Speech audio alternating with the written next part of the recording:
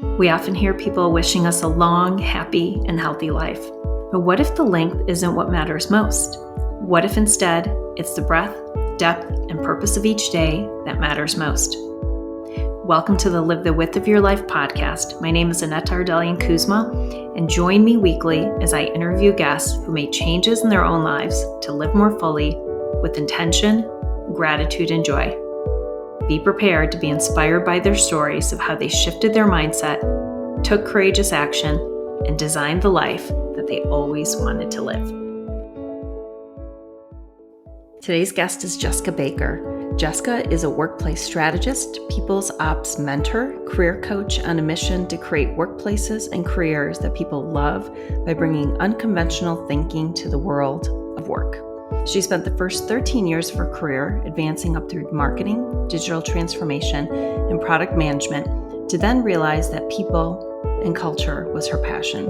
Jessica then successfully designed a career pivot into people and quickly progressed to the head of people by leveraging her business leadership experience and innovative product-centric approach to designing workplaces that people love. Jessica found instant success in elevating the value delivered to both employees and the business, but then began to internally struggle with the hidden trappings that working in people and HR can bring, such as organizational loneliness, stereotyping, double standards, and imbalanced leadership dynamics. And in seeking out external support, she was grossly underwhelmed by what was available. It was this experience and a desire to continue to change the world of work that she reinvented her career yet again as an entrepreneur.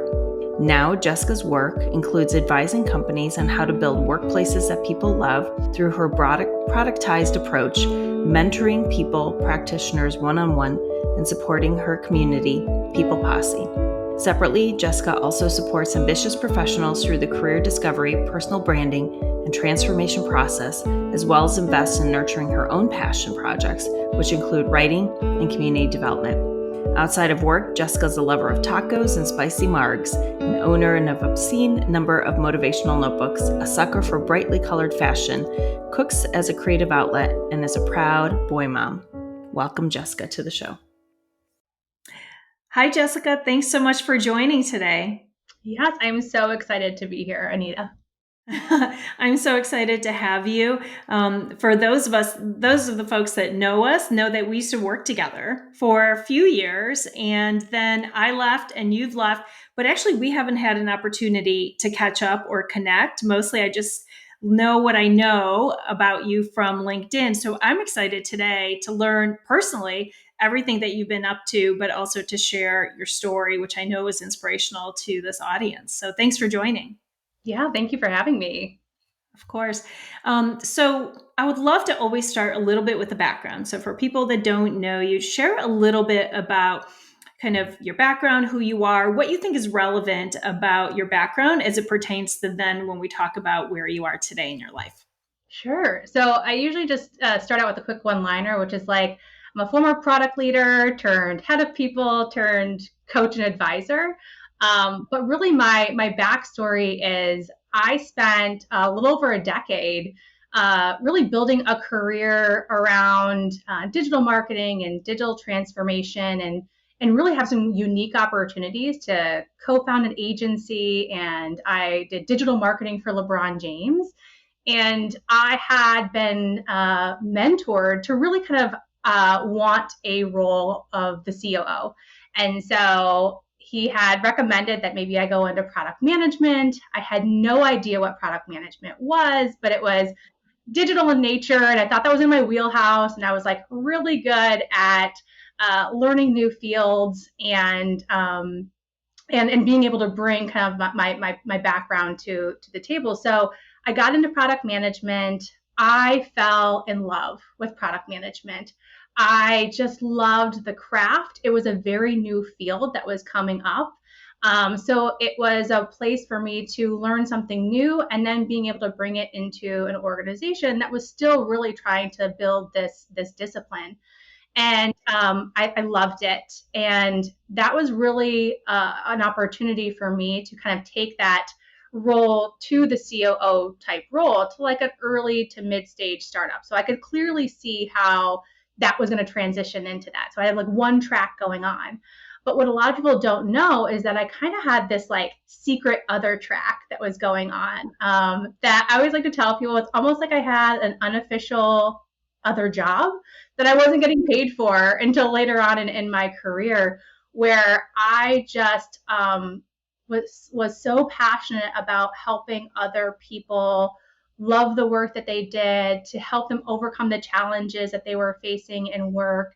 So much so that I would spend nights building workshops, redesigning onboarding programs, coming up with a new performance management framework, just because I really felt so compelled to make work better for everyone and lead that change. And no one was doing it. And so I was lucky enough to work for companies and leaders who trusted me, to do that work alongside the other work that I always did. And it worked for a while. I was juggling both, but there really came a point in time that something had to give. I was burning out. I was working nonstop, and at the same time, I was falling kind of out of love of the work that I was doing, because it was just so much. And so I really had to do some hard soul searching, and I made the decision to leave the product management world behind and move into people and HR, and take what some people are calling a career limiting move, to go into that space within an organization.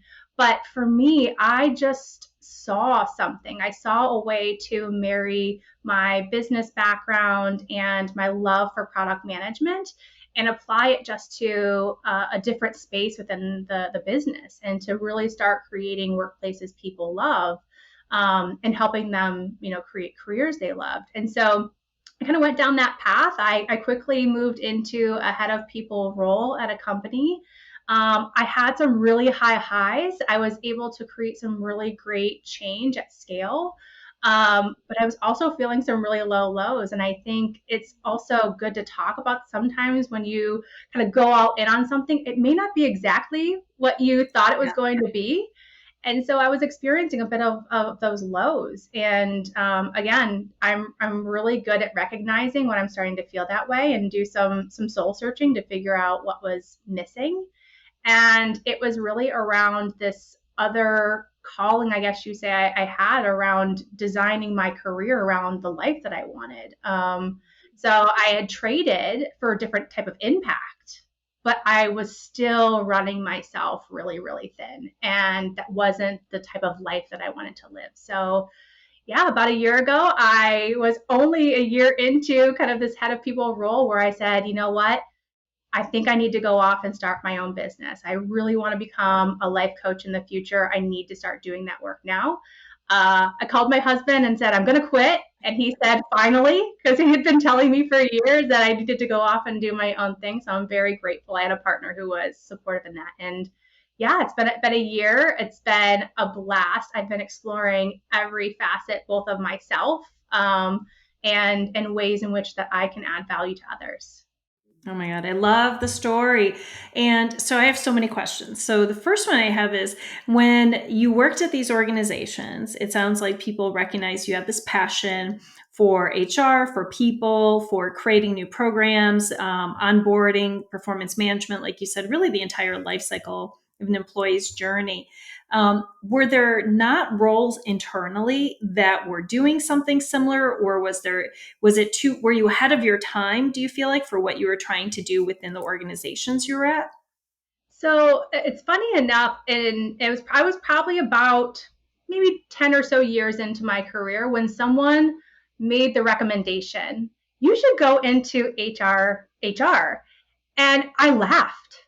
I was like, do you know who I am? Again, I could do that work on the side, but like I saw myself as such a more of a strategist, a business strategist, an innovator, even like wanting to be seen as what a COO might be seen like, that I really rejected this idea of moving into that space. And I think we all can recognize that HR hasn't always had the best reputation.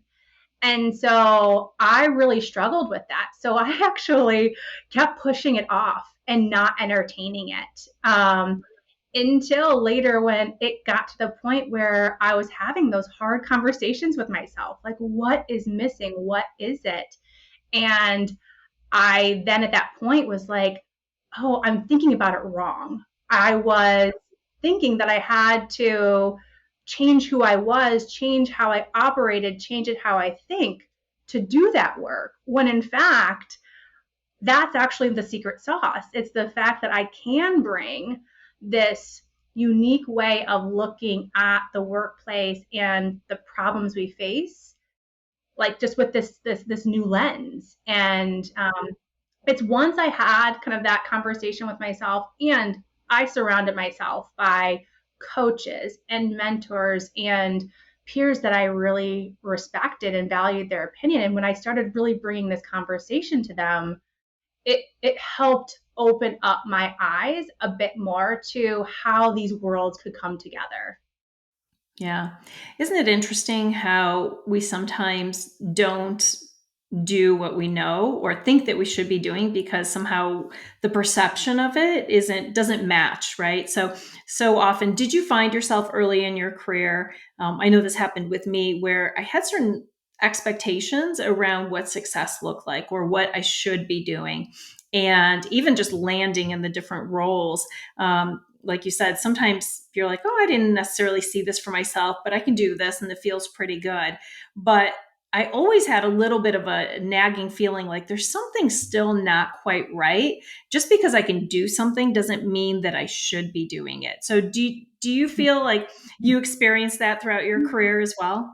Yes, I think that that's, I definitely felt as though I was molding myself or shaping myself to what success looked like or what it was supposed to look like.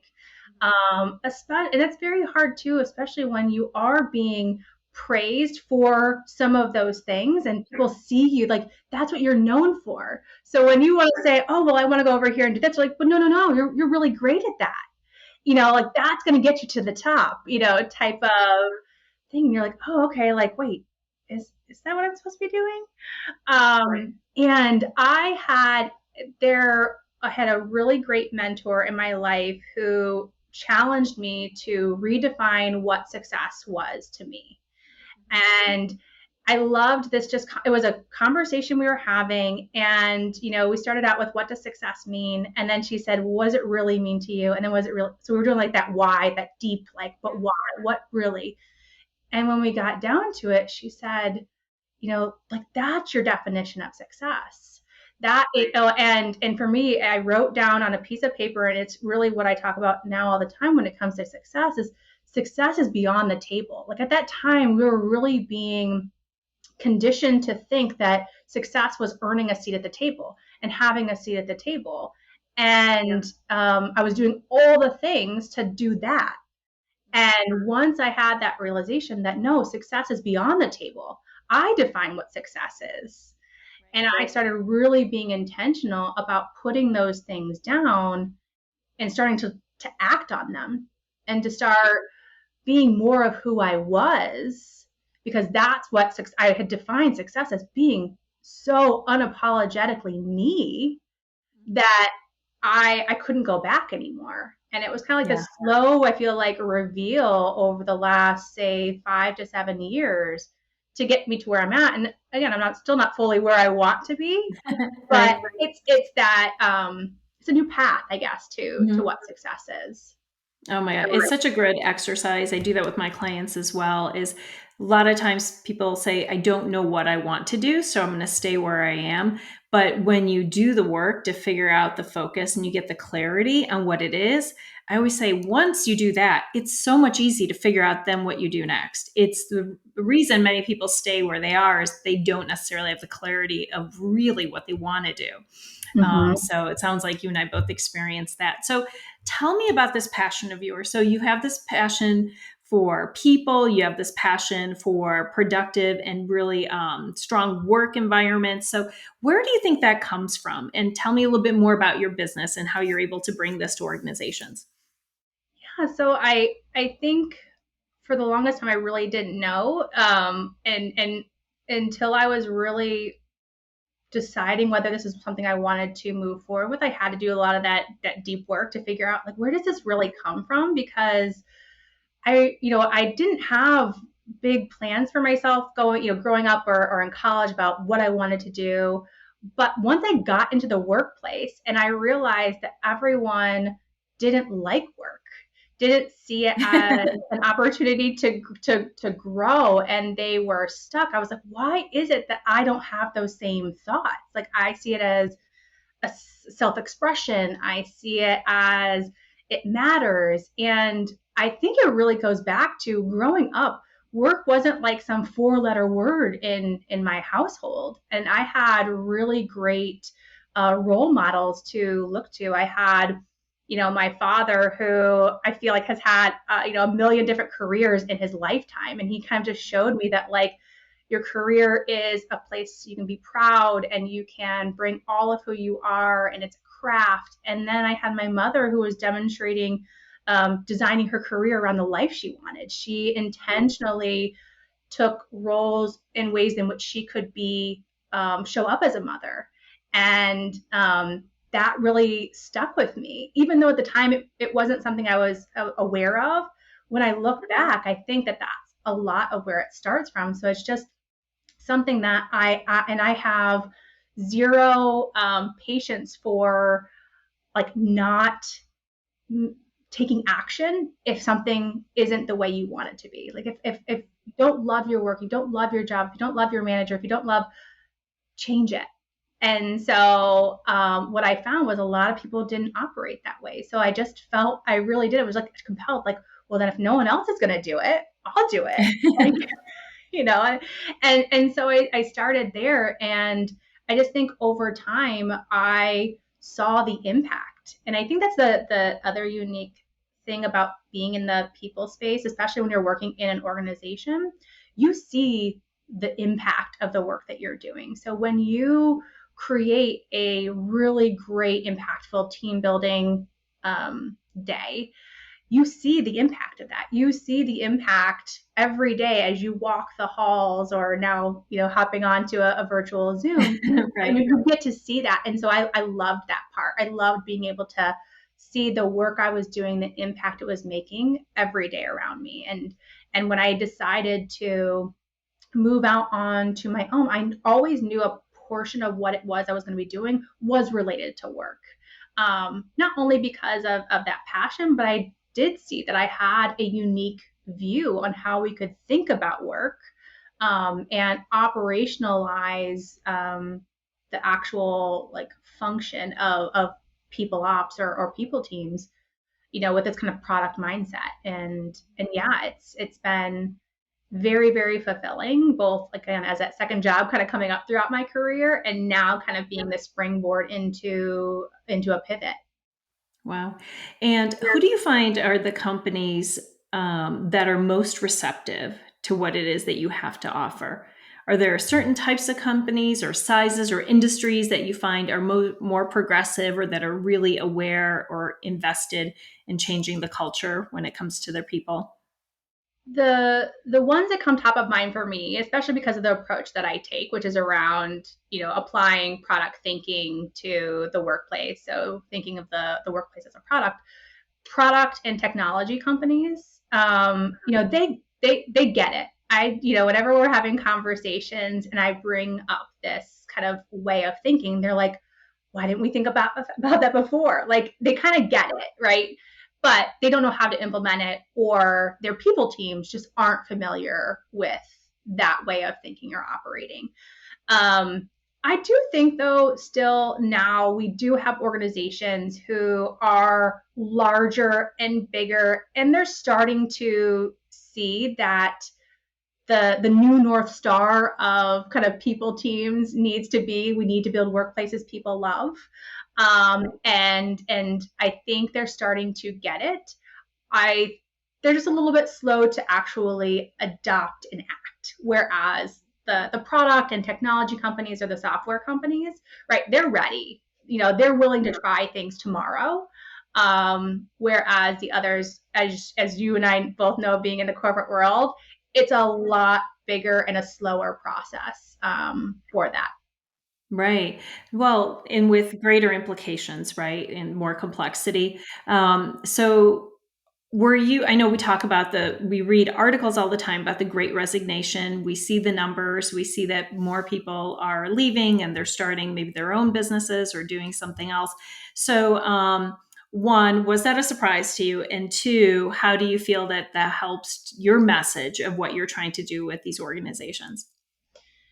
I don't think it was a surprise. Obviously, we say like the pandemic really just accelerated something that was brewing because and what I'm noticing, I think this is across kind of the employee base, but especially some of the younger generations, they are very aware of the trappings, right, of a career and of work and the impact that that can have on their life, and they have a greater sense of agency over it. And I think what we were starting to see is that's kind of coming across everyone is feeling like, okay, like I don't have to work here.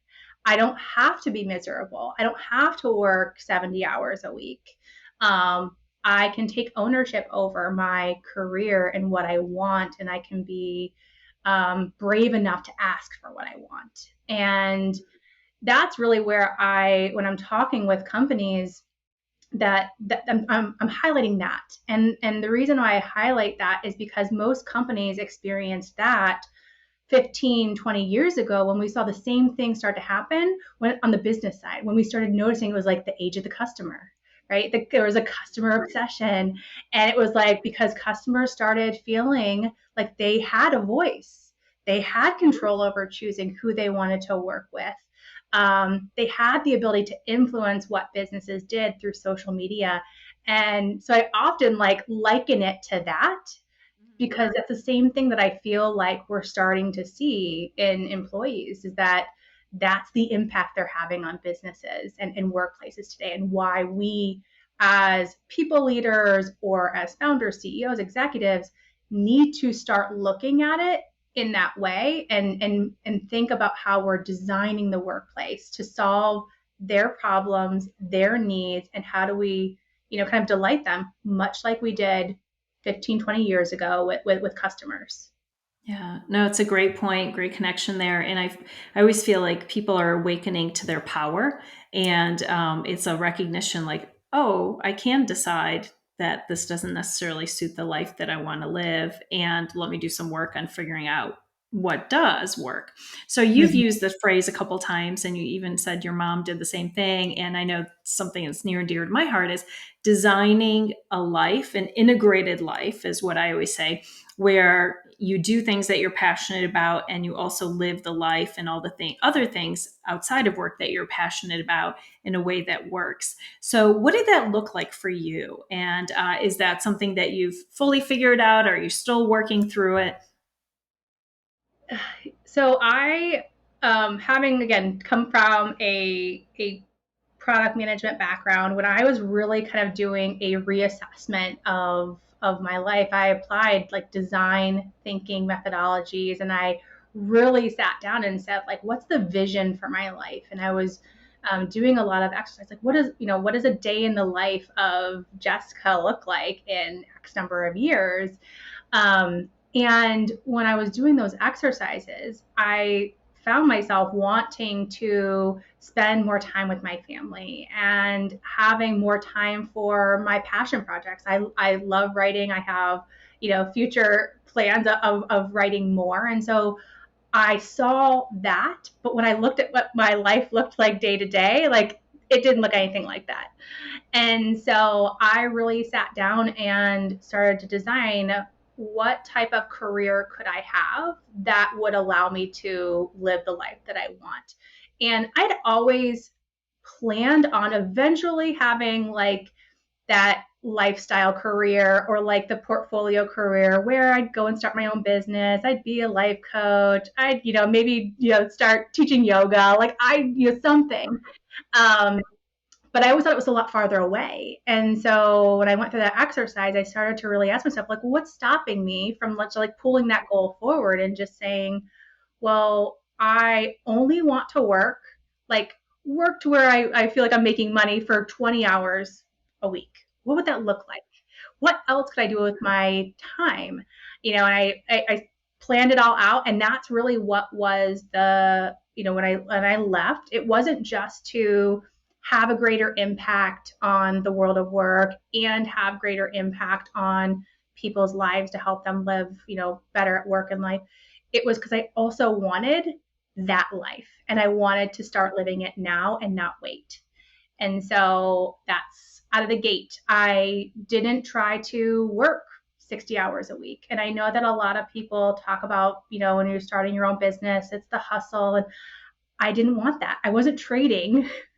Like they say, I'm not trading working, 60 hours for someone else to just go work 60 hours for myself. Like, no, no, no. Like, that's not what I wanted. And so I was really intentional about how I designed my time. I was really intentional about setting what success looked like, and balancing that with both the work and, being a better mother, being more present, spending time writing, working out every single day, those types of things. So I was very intentional about designing my time. I think it's amazing, and it shows a lot of restraint. I know personally, for me, it took me probably a couple of months to completely detox and sort of train myself out of working as many hours as I was. There was a funny quote I read the other day. It said, entrepreneurs are the only people who would work 80 hours for themselves so they don't have to work 40 for someone else. And I just thought it was kind of funny because that is true for some people. That is a perception, but it sounds like you didn't necessarily go down that path. So what did you do? How did you slow yourself down going from 100 miles an hour to like whatever your new speed was? Like, what did you do for yourself? Well, I will say, like, much like you, it took me a while. Like, I think the biggest step, right, is at least just defining what I want it to be and trying to live that way every day, even though I know that every day it's not going to be perfect. I mean, I used to joke around that like I could set like a speed record for getting up, feeding kids, getting them out the door, getting dressed myself. I was so proud of myself of like how quickly I could do that and like be so efficient. And then when I would put into my plan, I want to spend my morning like I want a slow morning.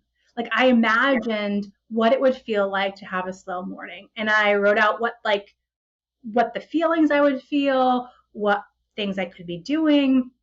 And it was hard at the beginning because I would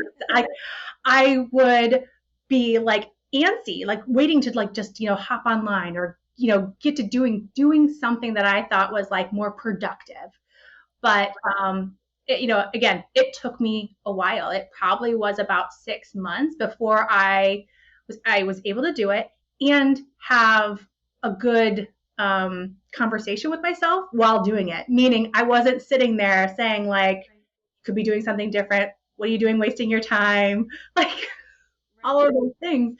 So I tell my clients that too because you have this belief that just one day you wake up and you're a new person. It doesn't work like that.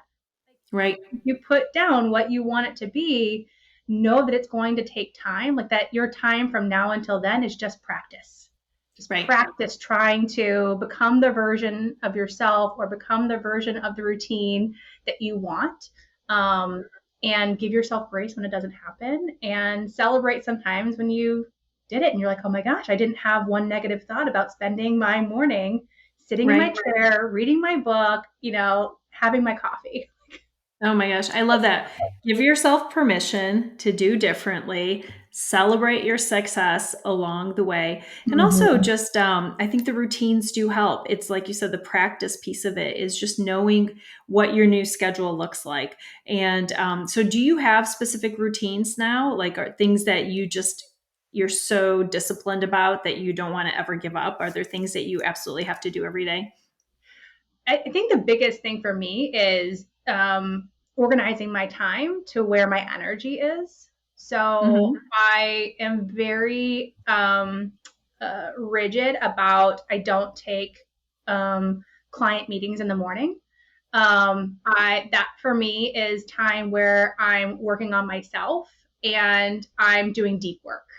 And again, like I love writing, so I write morning pages every day, and so like that's something that I don't want to give up. And then my afternoons is where I feel like I can be more extroverted, and I can give of myself to others, and so that's really when I spend those times. And then I also have bookended my weeks, so I don't take any clients on Mondays or Fridays. It allows flexibility both for my well-being and working on things that I just want to work on that doesn't feel like it has to produce something. Um, it's when I do some of my more of my creative writing, and also it's when I, especially now in the summertime, like I can spend more time with my children or with my family. Both Right. of my parents are retired, and so I've really been trying to integrate into my routine having breakfast with them, where I never would have done that Yeah. previously. And so, like, those are the days. Okay, so I want to have breakfast with my parents. Like I try to book it on a Monday or a Friday. I don't feel rushed. I don't feel like I'm cheating myself out of personal time or work time. It fits perfectly. Oh my gosh, I love that. I do the morning pages myself. I just find that it's one of the best things to do. If you guys don't know, Julia Cameron, I think, is the author, right? And so amazing book. But the other thing that when you're talking about follow your energy, so there's a book called When by Daniel Pink. I don't know if you read it, I but haven't read that one. the entire book, I think you'd like it because you are already doing this. His entire book is about knowing when you have the greatest amount of energy and then being able to schedule your day and what types of activities you do around it. But also, he shares on average information. So, like when to schedule surgery, when not to go in for surgery, if you have to go to court, like when the most lenient sentences are versus not. It's fascinating and it's like all science based. So check it out. He's an Yeah, I'll amazing definitely have to do that. yeah, but one thing on average, 2:55 p.m. is the least productive time for most Americans. So I always say if you're doing something around 3 o'clock, it's probably not going to be your best work. It might be a great time to take a break, go do something, go outside, make a cup of tea or coffee or something. So anyway, a little bit of tidbit, Yeah. but I think you'll enjoy it because it sounds like you're already knowing how to do that in your day and also your week, which is beautiful. I mean, Well, a like I lot of said people too, I aspire to think that. yeah, I think too it what that takes it takes doing the work to then start just paying attention to those things and making slight tweaks and changes, right? So noticing what's really the time of day or what I ate, or did I work out in the morning, did I work out at night? So I have become uber aware of all of the things that are around me that kind of give me energy or drain my energy, as well as the type of work that I'm doing. I think too, when I first started,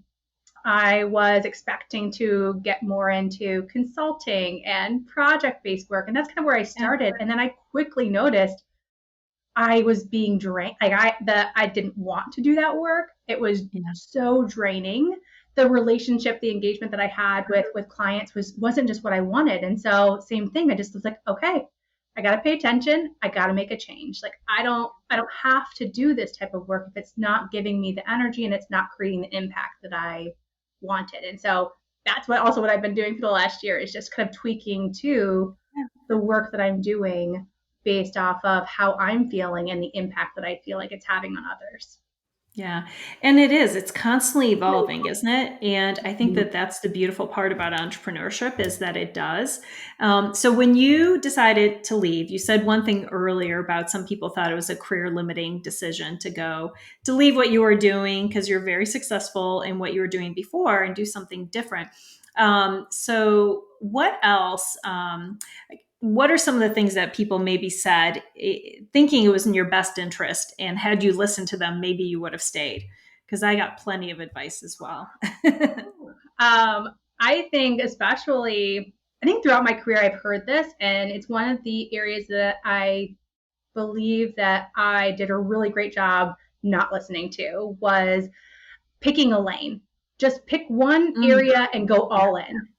And I think my entire career has been anything but. Like again, I started out like, in marketing and then moved to transformation, then e-commerce, and then I've done a lot of different things. And Yeah. I did that because again, that's what gave me energy. And I hated Hmm. feeling like I was boxed in on something. And it Hmm. also brought a lot of value every time I went to do the next thing because I had experience that no one else did. I was just adding on top of it. So I'm really glad that I didn't listen to that advice because I got that a lot. And I think some of the other advice again that I was getting that if I look back now, I would have probably pushed back on is that this belief that I had to be the expert, like that I needed to be the expert. I needed to be respected and I needed to be liked. And that was one when I was kind of coming up. That for me, I think I strived for that. I probably could have put my energy elsewhere if I had listened to this idea that I needed to be the expert and I needed to be respected and I needed to be liked and in order to be successful. Yeah. Isn't it amazing thinking back? We have a finite a number of like energy cells, right? What we're able to do in any given day. And when we think back on what we spent our energy on that could have been used for something else that was more productive, it's amazing. And some of the things I see all the time with clients and even with organizations is people pleasing, the need to be a perfectionist, knowing everything, like you said, sort of being an expert on everything. A lot of these things keep people stuck and they also keep them in a very low energy because it's exhausting trying to be and do all those things. So, what are Mm-hmm. some of the things you released? What did you let go of where you're like, there's no room for this anymore in my life? Any of those limiting beliefs or doubts or old stories? I think the this belief that I had to fit into the mold. Um, Again, like I just started like it was almost like once I committed to being more of who I was every day, I felt I felt more fulfilled and I felt like I was doing more of my best work. Hmm. So I really started just to release this feeling that I had to be like everyone else in order to be successful. So I always like to share these like little quirky little things, but there was one point in which, everyone I was surrounded by, people who were successful, dressed a certain way and acted a certain way, and I did that. And then it was like even so much like I wouldn't wear jeans. I was like, no, no, no, I can't wear jeans because the successful people around me don't wear jeans, so I don't wear jeans. And I dressed up every single day. My nails were always done. I always tried to look very polished in that kind of traditional way. And it was like once I started being like, well, I mean, I like that stuff, but like I like wearing bright colors and I like to just wear some more like unique clothing, and I don't like to do certain things that like other people like to do, and I wouldn't talk about those. Like I never talked about the fact that I wrote, like that I was a writer also, and so yeah, I kind of just like started to let a lot of that stuff go, and every day just tried to be more and more like myself, bringing it more to the forefront. And I just have, and now I really have no time and energy to try to be what other people want me to be. I have just gone full in on like this is who I am, this is how I think about things. Not that I'm not open to learning new things, but this is who I am. And so, especially now when I work with clients, I think I'm often met with you're not like most of the other people in HR, and I'm like, yes, you're exactly right, and that's to your advantage. But yeah, it's those types of things I think that are probably the biggest one that I've let go of, and There's the perfectionism thing. I grew up as I was a gymnast, for almost say 15 years, and so that created a lot of perfectionist Oh, tendencies yeah. that I carried over into school and career. And over time, I think again, just being in the work that I was in product management, it's all around just trying things, like knowing going in it's not going to be perfect. And so I've used that kind of mental model for myself to know that I might have a vision of what I really want it to be, kind of that perfect vision, but I'm not trying to create that perfect vision today. I need to create something. And then the next day it's going to be a little bit better. And eventually it'll get to where I want it to be. But that's really helped me for sure. Oh my gosh, I love it. So you've talked about your kids and your family. So what have they noticed? Do they ever say, "Hey, mom, you're different," or do they notice anything about you, before and now as you're working for yourself? I think I'm around more. I mean, I'm definitely my husband has said how I am a lot more um, mellow, or like, not I'm not carrying a whole lot of stress and anxiety around with me. My kids say I'm around more. I used to, jokingly tell the schools, like, don't put me down as the first person to contact, like, to put my Yeah. husband down, right? Like, Yeah. I was that parent. And so now being able to, especially during the summertime, being able to pick my kids up early and go to the pool, like, I didn't do that stuff. And taking them to school and just being there. And I feel like that's probably the biggest noticeable change, is just being present, being there, more integrated into their lives and not bookending the morning and the evening. Yes, for sure. And I love that you're doing breakfast with your parents. That's amazing. Yeah. Something that you can never get this time back. So it's wonderful to be able to have that.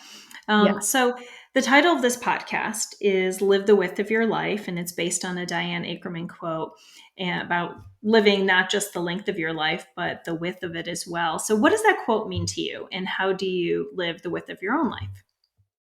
I think for me, how I live the width of my life is I've always been very attuned to and listen to my curiosity. So I often use that as my guide to like push myself into doing other things, and kind of just follow it. Like, where is this going to take me? Where is this going to take me? What is it that I can learn? And that's really helped me kind of push myself kind of outside, and this thought that, like, you know, feel the fear and do it anyway. There's that. And I think I got to the point in which, very similarly, I didn't want to end up at the end of my life and being like, what is it that what impact did I really have? Did I just have a career? Did I just have a title? And that wasn't going to be enough for me. And so, again, following my curiosity and kind of having that thought, feel the fear and do it anyways. And yeah, just this thought that I need to push myself. And I also want to demonstrate that for my children too. I think Mhm. I talk a lot about kind of like pushing yourself to, you know, do more things and try things, and kind of living your entire life. And I say that to them all the time. Like, you don't want you want to live in your entire life. And so yeah, I think that for me is the big piece. Oh, I love it. Follow the curiosity, and it is, these kids, what they see us do model is what they bring later in life. You talked about the impact your parents and how they modeled certain Mhm. behaviors when they came to their career and their passions, how it's impacted you. So, congratulations, Jessica. I'm so Thank happy to you. see everything that you're doing. I can tell just by your smile and your energy that you are doing what you should be doing, which is amazing. So, let everyone know how we can best support you. Where can we follow you? Where can we learn more about what you're doing? Yeah, so I'm on LinkedIn. I took a little bit of a break over the summer, kind of slowing things down. But I'm always on LinkedIn, Jessica Baker.